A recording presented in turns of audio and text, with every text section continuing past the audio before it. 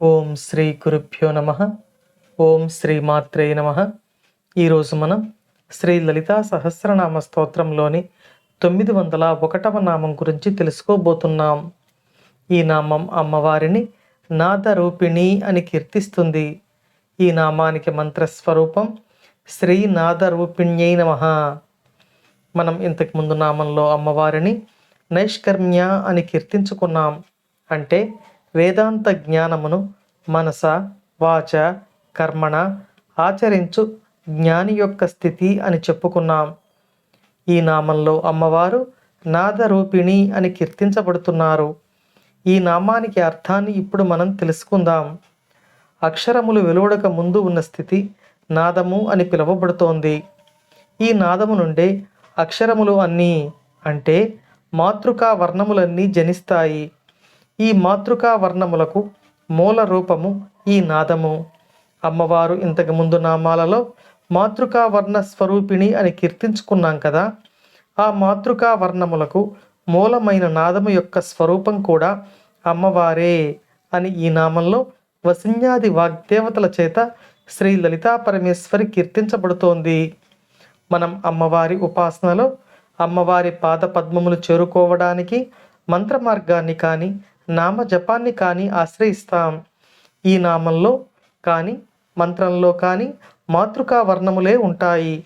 ఈ మాతృకా వర్ణంలో వ్యక్తమైన అక్షరముల సహాయంతో వ్యక్తం కాని పరబ్రహ్మమును చేరుకోవడానికి సాధకుడు ప్రయత్నిస్తాడు. ఈ వ్యక్తమైనటువంటి మాతృకా వర్ణములకు వ్యక్తం కాని పరబ్రహ్మమునకు మధ్యలో నాదము అనుసంధానంగా ఉంటుంది.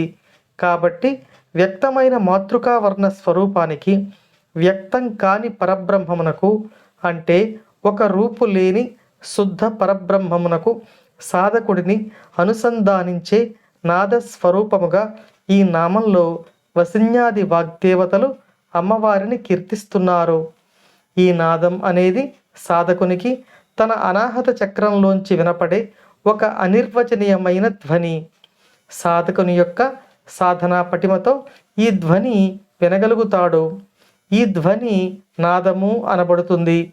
నిరంతర మంత్ర జపం వల్ల మంత్రదేవత యొక్క ధ్యానం వల్ల అనాహత చక్రంలో ఈ ధ్వని సాధకుడు వింటాడు. ఈ ధ్వని సాధకుడిని అమ్మవారి పాద పద్మములకు చేరుస్తుంది. కాబట్టి సాధకుడిని మంత్రం యొక్క అనుష్ఠాన బలంతో అమ్మవారి పాద పద్మములకు చేర్చే ఒక అనుసంధానంగా ఈ నాదము ఉంటుంది. ఈ నాదం యొక్క స్వరూపంలో కూడా శ్రీ లలితా పరమేశ్వరి మనలను అనుగ్రహిస్తున్నారు అని ఈ నామంలో వసిన్యాది వాగ్దేవతలు మనకు తెలియచేస్తున్నారు. ఇక మరో అర్థంలో చెప్పుకుంటే ఈ సృష్టికి మొదటి నాదం ఓంకారము. ఓంకారం నుండే ఈ సకల సృష్టి ఆవిర్భవించింది. ఈ నాదము అంటే ఓంకారము పరమేశ్వరుని యొక్క స్వరూపం. పరమేశ్వరునికి అమ్మవారికి అభేదం. కాబట్టి ఈ నామంలో అమ్మవారు నాదరూపిణి అని కీర్తించబడుతున్నారు. అమ్మవారి అనుగ్రహం మనందరిపై ఎల్లవేళలా ఉండాలని కోరుకుంటూ ఓం శ్రీమాత్రే నమః.